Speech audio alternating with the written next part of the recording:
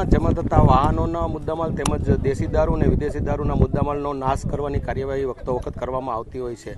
તે મુજબ આજરોજ પૂરા રાજકોટ શહેર પોલીસના 12 પોલીસ સ્ટેશન તેમજ ડીસીબી ક્રાઇમ પોલીસ સ્ટેશનમાં વિદેશી દારૂના જે કેસો કરેલા તેનો મુદ્દામાલ છે તેનો નાશ કરવાનો કાર્યક્રમ અહીંયા રાખવામાં આવેલો અને તે મુજબ નાશ કરવાની કાર્યવાહી કરેલ છે। આ વિસ્તાર કુવાડવા પોલીસની સોખડા ગામની સીમમાં આવેલો છે અને અહીં આગળ ઝોન 1ના 274 કેસોના 45,000 બોટલોના 1,16 લાખ જેટલો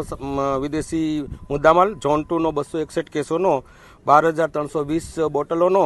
37 લાખનો મુદ્દામાલ, ક્રાઇમનો 80 કેસોનો 29,000 બોટલોનો 1,14 લાખ